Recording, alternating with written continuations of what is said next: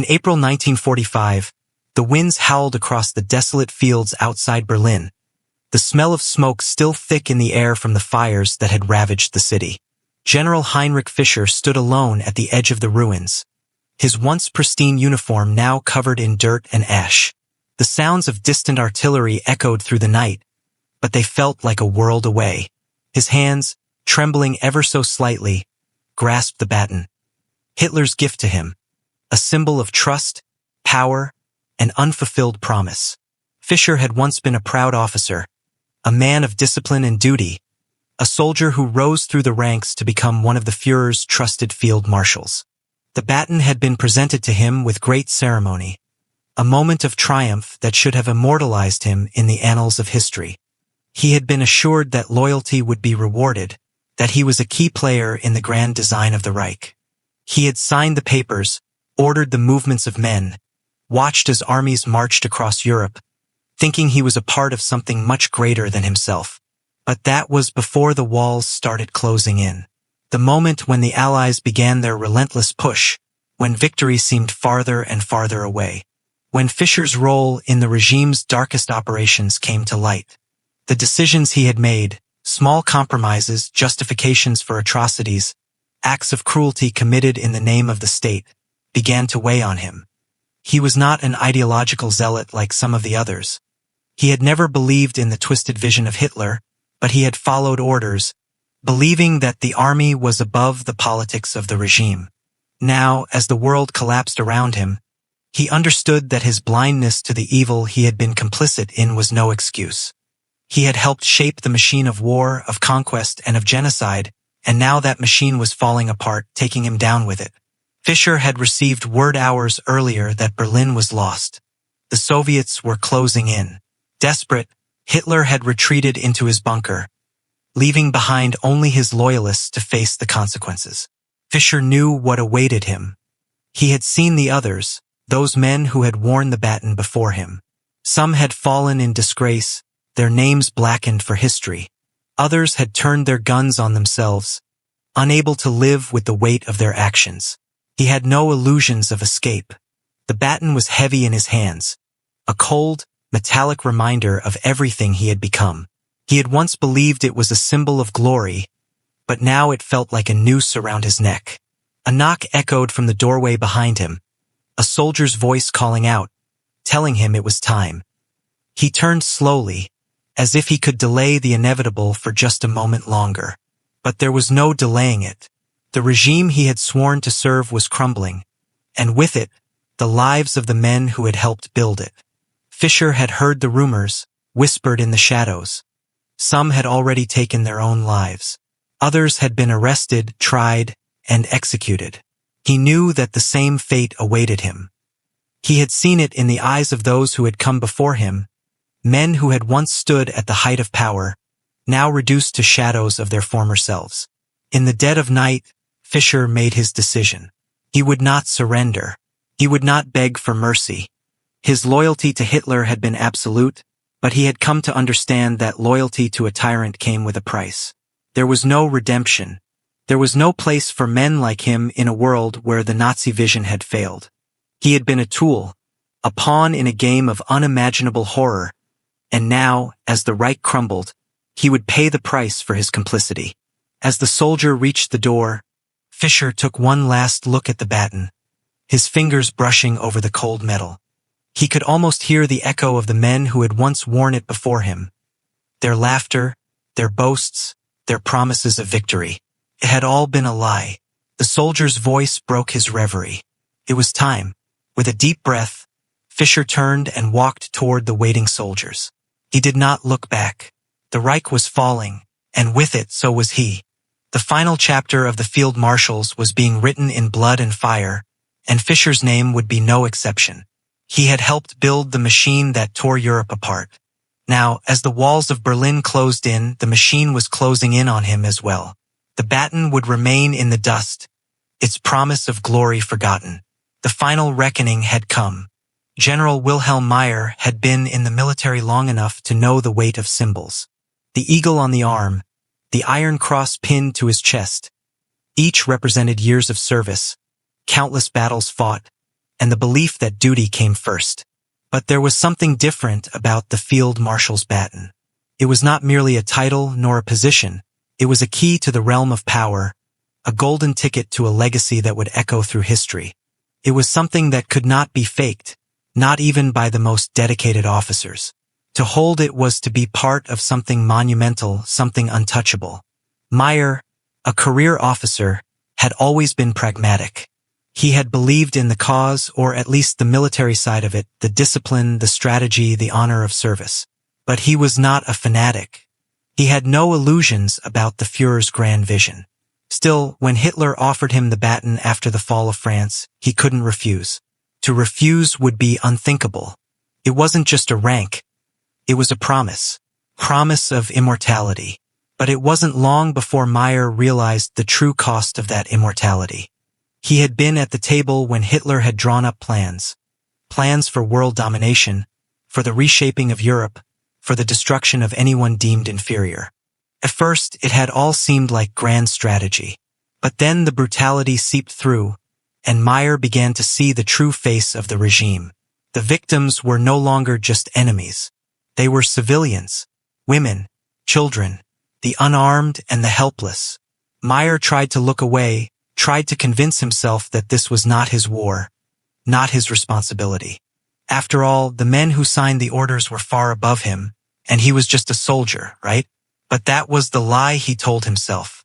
Every decision he made, every order he passed down carried weight. The blood of those who died in the name of the Third Reich stained his hands as surely as it stained the hands of the generals who commanded the massacres.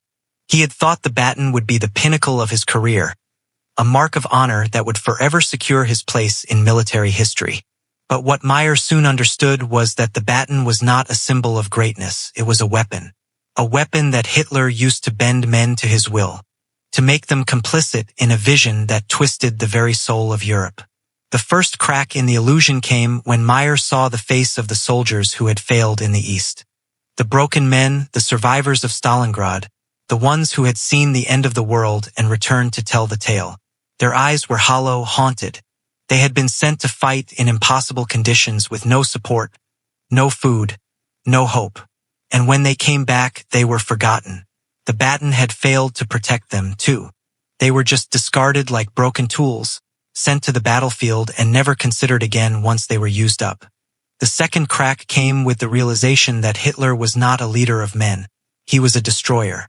He didn't care for legacy, for history, for honor. He cared for power and control, and the baton was nothing more than a leash to hold his generals in place, to make them do his bidding. The glory promised by the baton was a lie. The baton, once handed out as a mark of trust, now represented nothing but compliance, complicity, and the total surrender of one's soul to the Führer. It was a truth that Meyer could not ignore. The death toll of the war mounted, and with it came a sense of doom. The Reich was crumbling, the armies defeated, the dream of victory shattered. But Meyer's biggest fear was not the Soviet soldiers closing in, nor the Americans pushing through the West. It was that he had become like the others, like the men who had pledged their loyalty, signed the orders, and marched to their deaths, convinced that their cause was just. Meyer stood in his quarters one evening, staring at the baton. He turned it over in his hands, feeling the cold metal beneath his fingertips, its edges sharp and unforgiving. It was a thing of beauty, a symbol of power, but it had been corrupted, twisted into something vile by a man who cared nothing for the history it represented. The promise of glory had turned into a prison of conscience. As the bombs fell outside, rattling the windows and shaking the foundations of the building, Meyer knew it was over. He had been one of the few who had not allowed the regime's ideals to take root in his heart, but that was no longer enough. He had been a part of it, and now he would answer for it. The baton had brought him nothing but shame, and there would be no legacy for men like him, no honor, no immortality. The door to his office opened, and a young officer stepped in, saluting him with the stiff precision of a man who still believed in the cause. Meyer nodded at him, but his mind was elsewhere. The weight of the baton was heavy, but the weight of his own choices, his complicity in the horrors of the war, was heavier still. "General, we need to move out," the officer said, his voice steady. "The enemy is advancing." Meyer stood slowly, his hand resting for a moment on the baton. For a brief moment, he wondered if there was any chance of redemption left, any way to escape the nightmare he had helped create. But he knew the answer. The baton was not a symbol of greatness.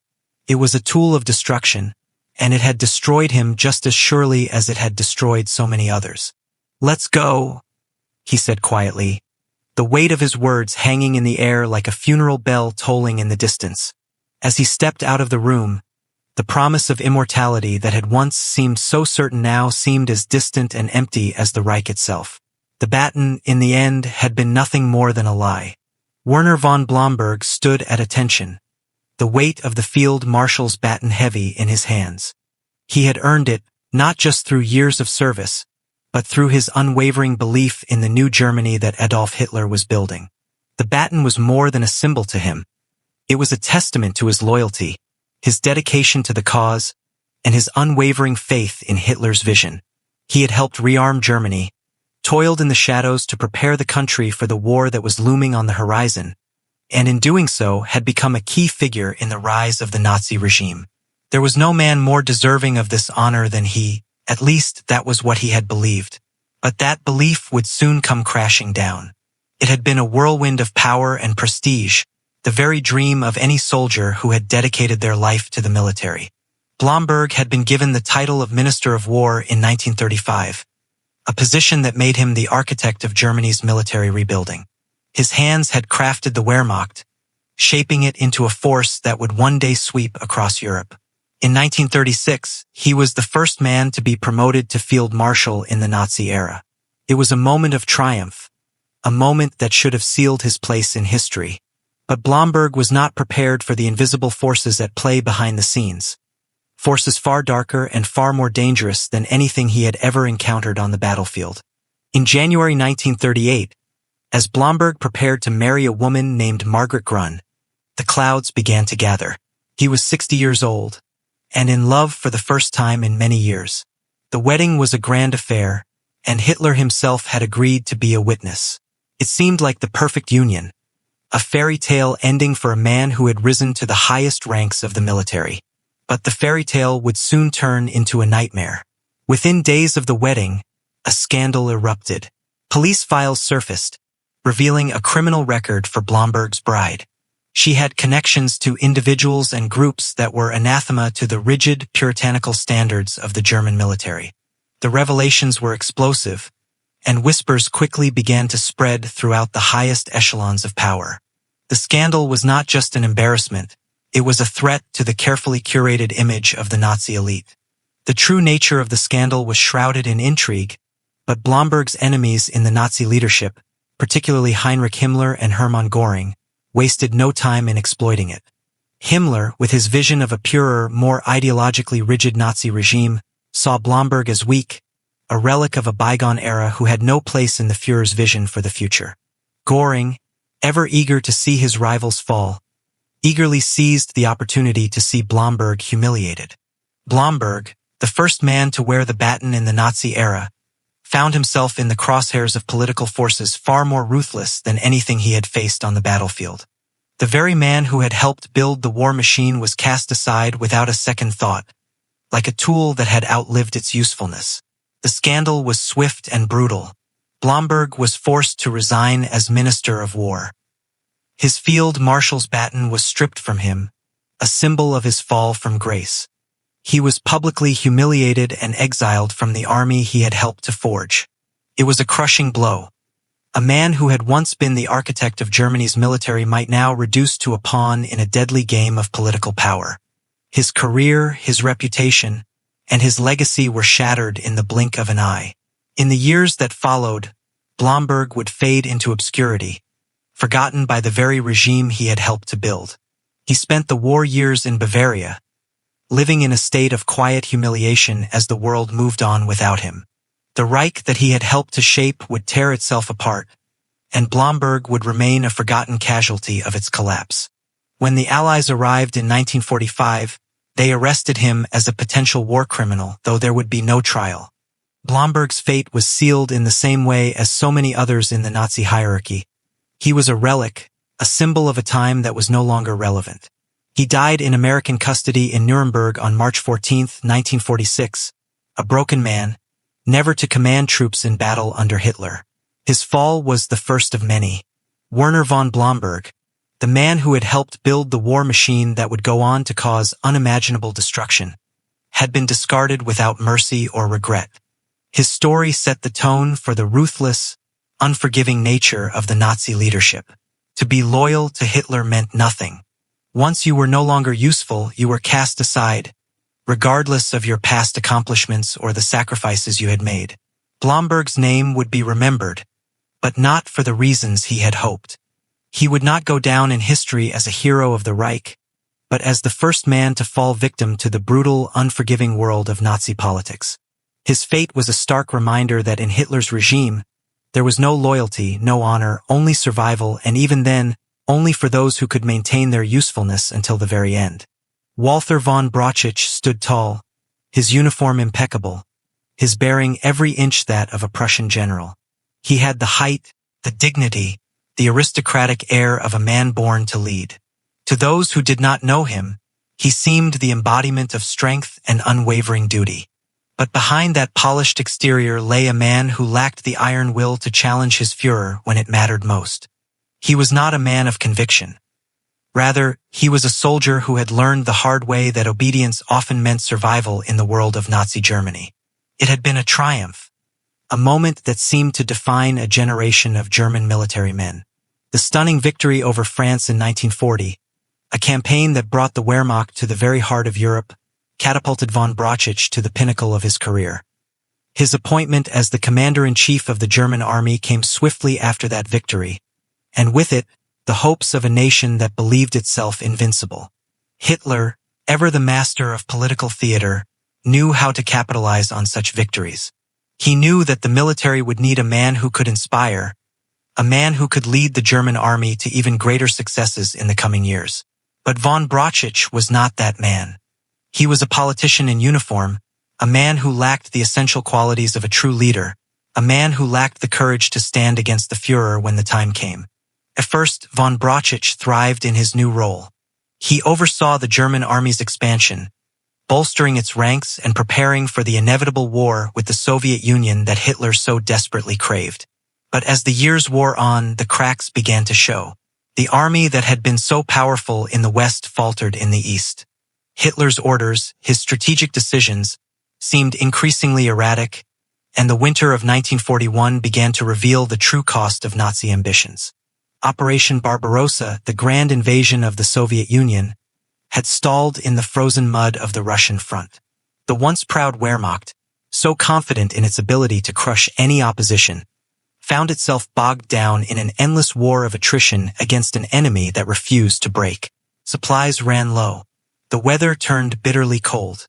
And, worst of all, Hitler's vision for a swift victory became more and more distant with each passing day. Von Brauchitsch, the man who had once been celebrated for his role in the conquest of France, now found himself caught between the demands of his Führer and the reality of the situation. He was a soldier trained to follow orders, to lead armies, but he was also a man who lacked the spine to question the irrational decisions of his leader. He had become a puppet of the regime, his every move dictated by the whims of a dictator whose grasp on reality was growing increasingly tenuous. When the tide of war began to turn against Germany, when the Soviets pushed back with a ferocity that shocked the world, von Brauchitsch was the first to be blamed. The Wehrmacht's failure in Russia was a monumental catastrophe, and as Hitler's frustration mounted, he needed a scapegoat to absorb the blame for what was unfolding on the Eastern Front. And so, in December 1941, von Brauchitsch was dismissed in disgrace. His resignation was a public spectacle, a humiliating admission of failure. The man who had been heralded as the leader of the German army now found himself a casualty of the regime he had once helped build. The fall of von Brauchitsch was swift, and it set the tone for the brutal purges that would follow in the higher echelons of the Nazi military leadership. He had been a man of compliance, a man who had failed to stand up to Hitler when it mattered. His resignation marked the first of many to come, each one a reminder that in Hitler's world, loyalty to the Führer was not enough. The failure to confront the truth, no matter how devastating it might have been, was the true crime. And von Brauchitsch was guilty of that in the eyes of his leader. In the years that followed, von Brauchitsch faded into the background of history. He had no part to play in the war's final days, and his legacy, if it could be called that, was one of compliance and cowardice. He had lacked the will to challenge Hitler when the consequences of the Führer's decisions became clear. In the end, von Brauchitsch's name would not be remembered as a hero of the Third Reich, nor as a great military leader. His role in history would be that of a man who had watched the destruction of his country from the sidelines, too afraid or too unwilling to change the course of the disaster. Von Brauchitsch, like so many of the men who had worn the baton before him, would fade into obscurity. His story would be forgotten by all but those who studied the grim history of the Third Reich. He had been a man of stature, but a man without the courage to stand against the tide of madness that consumed his country. And in the end, that would be his lasting legacy. A man who looked the part, but lacked the strength to be anything more than a cog in the Nazi war machine. Wilhelm Keitel sat in his office, the dim light of the desk lamp casting long shadows across the walls. The weight of the task before him felt almost unbearable, yet he had long since abandoned any sense of personal conflict. His life had been one of obedience, of following orders without question, and today was no different. The documents before him were like countless others. Orders for military movements, directives for the army, the written decisions of his Führer. But these orders, like the ones before them, carried an unimaginable weight, decisions that would cost millions their lives. Keitel had never questioned these orders. From the moment Hitler took power, Keitel had been a loyal servant, a man who saw his role as a tool to carry out the Führer's will. He had risen through the ranks not by brilliance, but by unquestioning allegiance. He became the chief of the Armed Forces High Command, a man who would sign off on the orders that dictated the fate of nations. A man who signed papers that authorized the destruction of entire cities, the extermination of civilians, and the annihilation of entire populations. His signature was on the documents that carried out the Holocaust. His decisions helped shape the Nazi war machine into a terror that spread across Europe. Keitel was not a visionary or a strategist. He was an enabler. He turned Hitler's grand delusions into action. When the orders came to invade Poland, to bomb London, to exterminate the Jews, Keitel signed them without hesitation. He did not seek to understand the consequences of these actions. In fact, he rarely even paused to think of them. His role was clear: serve Hitler, follow orders, and maintain the appearance of loyalty. He believed, whether out of fear or willful ignorance, that he was fulfilling his duty. But Keitel's blind loyalty would come at a cost. As the war dragged on, it became increasingly clear that the Third Reich was crumbling. The Allies were closing in from the west, and the Soviets were advancing from the east. The military disaster was no longer avoidable, but Keitel never wavered. He remained steadfast in his belief that the war could still be won, even as defeat loomed on the horizon. When the war ended, and the surviving Nazi leadership was brought to trial, Keitel's defense was simple. He had done nothing more than follow orders, he claimed. He had simply been a soldier, carrying out the commands of his Führer. But this defense, this refusal to take personal responsibility, would be his undoing. At the Nuremberg trials, Keitel's role as the architect of Nazi brutality was laid bare for the world to see. His blind obedience to Hitler, his utter lack of moral consideration, became a symbol of the complicity that allowed the regime's horrors to unfold. On October 16, 1946, Wilhelm Keitel was hanged for his role in the atrocities committed by the Nazi regime. He had been found guilty of war crimes, crimes against humanity, and his defense of following orders was met with a harsh judgment. His execution was the final step in the reckoning that had been set in motion by the war he had helped wage. The man who had signed the orders that sent millions to their deaths met his own end, hanging by the same rope of obedience that had once bound him to Hitler. In contrast to Keitel's blind loyalty stood Erwin von Witzleben, a man who had the courage to see the truth and defy the madness that had consumed his country. Von Witzleben was a man of integrity, a career soldier steeped in the traditions of the Prussian military. He had served with distinction during the First World War, and when Hitler came to power, he initially tried to distance himself from the Nazi ideology. He was not a man who believed in the Führer's vision for Germany, nor did he share in the delusional fantasies of world domination. By 1944, as the war turned in favor of the Allies and the death toll mounted, von Witzleben could no longer stand by and watch as the country he had served was torn apart. He became involved in the German resistance, a member of the group that sought to assassinate Hitler and end the war before even more destruction could be wrought upon Europe. He knew the risks and he knew the consequences of defying Hitler. But unlike Keitel, von Witzleben was not willing to sit idly by and carry out orders that condemned countless innocent people to die. On July 20th, 1944, the assassination attempt, led by Colonel Claus von Stauffenberg, failed. The bomb intended to kill Hitler failed to finish the job, and within hours, the Gestapo moved swiftly to dismantle the conspiracy. Von Witzleben was one of the first to be arrested. He was tried for treason in a show trial meant to send a message to anyone who might dare to defy the Führer. His execution was brutal, his death filmed for Hitler's personal viewing, a gruesome act of revenge against a man who had dared to challenge the regime. Erwin von Witzleben paid the ultimate price for his courage. His defiance was a symbol of resistance, a light in the darkness of the war-torn Reich. He died not on his knees, like so many others who had obeyed Hitler's orders, but standing, knowing that his death would speak to the moral obligation to resist evil, even in the face of certain death. While Keitel's name would be forever associated with blind loyalty and the crimes of the Nazi military machine, von Witzleben's name would be remembered as one of the few who had the strength to stand against the tide of evil. His courage in the face of tyranny would inspire generations to come, a reminder that even in the darkest times, the human spirit could still rise up and say, "No more." Keitel and von Witzleben represent two sides of the same coin. One a man who chose to serve with unquestioning obedience, the other a man who chose to resist, knowing the cost.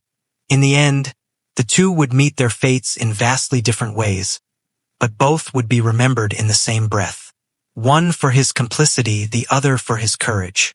Erwin Rommel, the legendary Desert Fox, stood tall in the annals of military history as one of the most brilliant commanders of the Second World War.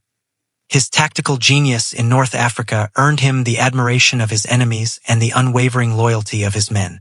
He was more than a general, he was a hero, a symbol of the old military traditions, and a man revered for his humanity, even in the face of the brutal war he was a part of. But as the tides of war shifted and the German Empire's doom became inevitable, even Rommel could not escape the suffocating grasp of the Führer. Rommel's disillusionment with Hitler grew as the war turned against Germany. The initial victories were nothing more than illusions of grandeur. Rommel had fought hard in North Africa, but his success had been undermined by Hitler's interference and refusal to heed military advice. As the war in Europe turned disastrous, Rommel found himself questioning his loyalty to a regime that was becoming more ruthless, more delusional with every passing day. He knew the war was lost, but his commitment to his soldiers, his country, and his oath prevented him from fully turning away from the man who had elevated him.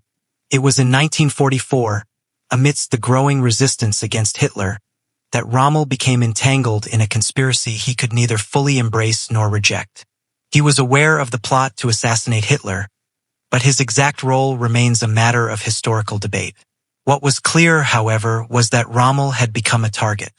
He had gained the Führer's trust, but now that trust had become a prison. When the July 20th assassination attempt failed, the Gestapo began to close in on the conspirators, and Rommel, once a beloved commander, found himself faced with a cruel choice: betray the man who had once been his leader or die a traitor. In October 1944, Rommel was offered a deal by Hitler, one that promised a dignified death. He could choose to take his own life, and in return, his family would be spared, his honor preserved. If he refused, the alternative was clear: a public trial, his family arrested, and execution as a traitor. Rommel, in the end, chose the path of death, not as a soldier, but as a man cornered by his own loyalty to a man who had led them all to ruin. He swallowed the cyanide pill that ended his life, and the hero of North Africa was gone, leaving behind a legacy of brilliance tainted by his complicity with a tyrant. His death, an act of quiet defiance, sealed the tragic fate of a man who had once believed in something greater than himself.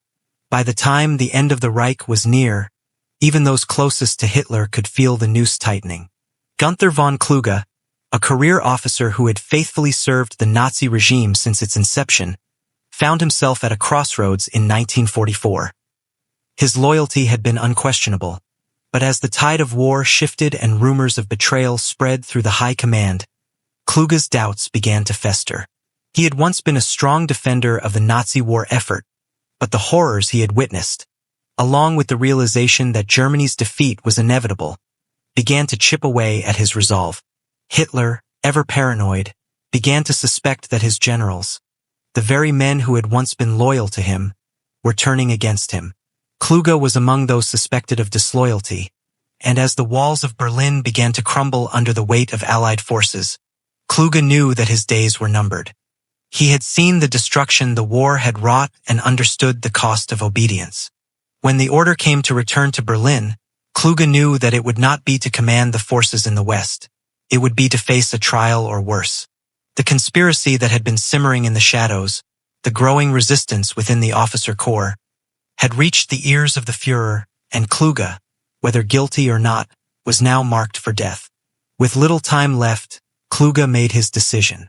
He swallowed cyanide, a desperate act of escape from the hell that had consumed his country and his soul. In his final moments, he did not die as a soldier, but as a man torn between the loyalty he had once sworn and the moral reckoning that could no longer be ignored. His suicide was the last act of a man who had served the Third Reich faithfully, only to find that there was no place for men like him in the twisted, collapsing empire. His death marked the final moments of a generation of officers who had fought for the regime without understanding the consequences. Robert Ritter von Greim was the last man to receive Hitler's baton, a meaningless promotion in the final, desperate days of the Reich. He was an aviator, a decorated hero of the Luftwaffe, and by 1945, one of the few men left to carry the weight of Hitler's crumbling empire. His promotion to Field Marshal came at the height of the war's collapse, a final act of desperation by a Führer whose power was all but gone. The Luftwaffe, which had once dominated the skies, was reduced to a shadow of its former self, crippled by Allied air superiority and a lack of resources. But in Hitler's eyes, Greim's appointment was a last-ditch attempt to hold the remnants of his military together. Greim, however, knew better. He arrived in Berlin not as a triumphant general, but as a man on a suicide mission. The city was under siege, the streets filled with rubble and death. He knew the Reich was doomed, but he accepted his role as so many others had before him. The promotion was a hollow gesture, a desperate move in the face of total defeat. Greim, ever the loyal soldier, threw himself into the impossible task of leading a dying air force, but it was clear that nothing could save Germany now. As the Soviet forces closed in on Berlin, Greim faced a grim reality. No matter how hard he fought, he could not escape the collapse of the Nazi regime. His only option was the same as the many men who had gone before him: escape into death. He took cyanide just days after his promotion, marking the final chapter in the disastrous vision that had consumed the Reich. His death, though a personal end, symbolized the death of a dream of conquest, of power, of glory that had led Germany to ruin. The legacy of the field marshals who served under Hitler was one of tragedy and complicity. They wore the baton of power, believing it to be a symbol of military greatness and honor.